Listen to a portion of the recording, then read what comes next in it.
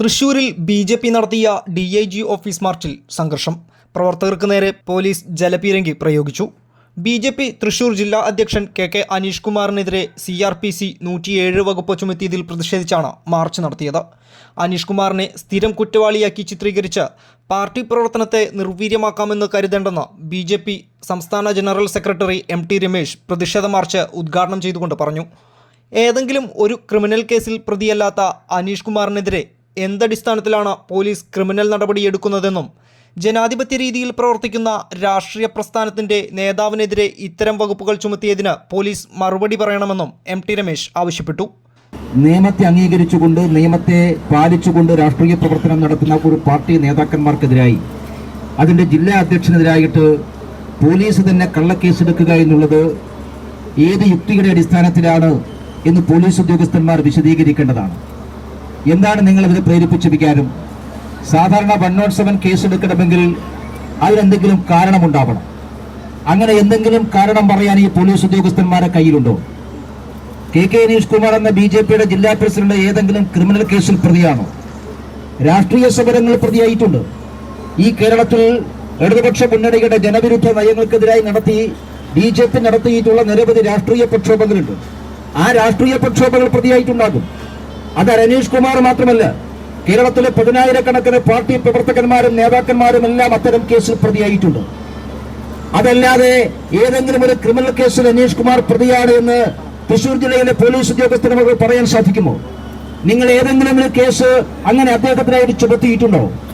പിന്നെ എന്തടിസ്ഥാനത്തിലാണ് ഇങ്ങനെ ഒരു കേസെടുക്കാൻ തൃശൂരിലെ പോലീസുകാർ തയ്യാറായത് എന്ന ചോദ്യമാണ് ഞങ്ങൾക്ക് മുമ്പാകെ വെക്കാനുള്ളത്. ആ ചോദ്യത്തിന് പോലീസ് ഉത്തരം പറഞ്ഞേ പറ്റുള്ളൂ. എന്തിനാണ് ജനാധിപത്യ രീതിയിൽ പ്രവർത്തിക്കുന്ന ഒരു രാഷ്ട്രീയ പാർട്ടിയുടെ നേതാവിനെതിരായി കള്ളക്കേസെടുക്കാൻ പോലീസുകാർ തയ്യാറായത്? ക്രമവിരുദ്ധമായി നിയമവിരുദ്ധമായി വകുപ്പ് ചുമത്തിക്കൊണ്ട് കേസെടുക്കാൻ എന്തിനു തയ്യാറായി എന്ന ചോദ്യം ആവർത്തിച്ച് പോലീസ് ഉദ്യോഗസ്ഥന്മാരോട് ചോദിക്കാൻ ഞങ്ങൾ ആഗ്രഹിക്കുന്നു. അതിന് നിങ്ങൾ ഉത്തരം പറഞ്ഞേ മതിയാവും. അതിന് ഉത്തരം പറയാതെ പോകാൻ നിങ്ങൾക്ക് സാധിക്കും എന്ന് വിചാരിക്കണ്ട. ഞങ്ങൾക്ക് എല്ലാ വഴികളുമുണ്ട്. ഞങ്ങൾക്ക് രാഷ്ട്രീയമുണ്ട്, നിയമപരമായിട്ടുള്ള വഴികളുണ്ട്.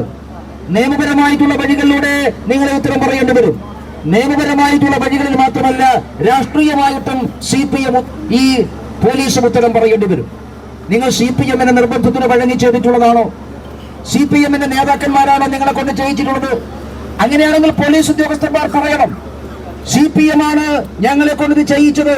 ഇങ്ങനെ ഒരു കള്ളക്കേസെടുക്കാൻ KK അനീഷ് കുമാറിനെതിരായിട്ട് നിയമവിരുദ്ധമായി ഒരു വകുപ്പ് ചുമത്തി കള്ളക്കേസെടുക്കാൻ ഞങ്ങളെ പ്രേരിപ്പിച്ചത് CPM ആണ് എങ്കിൽ അത് പോലീസുകാർ തുറന്നു പറയണം. CPM ആണ് ഞങ്ങളെ കൊണ്ടിത് ചെയ്യിപ്പിച്ചത് എന്ന് പോലീസ് തുറന്നു പറയണം. കരുവന്നൂരിൽ പാവപ്പെട്ടവന്റെ പണം അടിച്ചുമാറ്റിയ സംഭവത്തിൽ വരും ദിവസങ്ങളിൽ തൃശൂർ ജില്ലയിലെ CPM-ന്റെ ജില്ലാ സെക്രട്ടറി അടക്കം ജയിലിലേക്ക് പോകുന്ന കാഴ്ച കാണാം. CPM ജില്ലാ സെക്രട്ടേറിയറ്റിനായി ഒരു മുറി തന്നെ ഒരുക്കിയിടേണ്ടി വരുമെന്നും അന്ന് ഞങ്ങൾ റോഡിലും നിങ്ങൾ ജയിലിലുമായിരിക്കുമെന്നും അദ്ദേഹം കൂട്ടിച്ചേർത്തു. 1000-ഓളം പ്രവർത്തകർ പങ്കെടുത്ത BJP മാർച്ച് പോലീസ് കൺട്രോൾ റൂമിന് മുന്നിൽ തടഞ്ഞു. ബാരിക്കേഡ് മറികടക്കാൻ ശ്രമിച്ച പ്രവർത്തകർക്കെതിരെ പോലീസ് ജലപീരങ്കി പ്രയോഗിച്ചു. News fact, Thrissur. എനിക്ക് എത്ര നല്ല പ്രപ്പോസൽസ് വന്നതാ. Canada, UK, US. എന്നിട്ട് അപ്പോഴേക്കും എന്നെ വീഴ്ത്തി കളഞ്ഞില്ലേ? Intimate Matrimony, beautifying your life.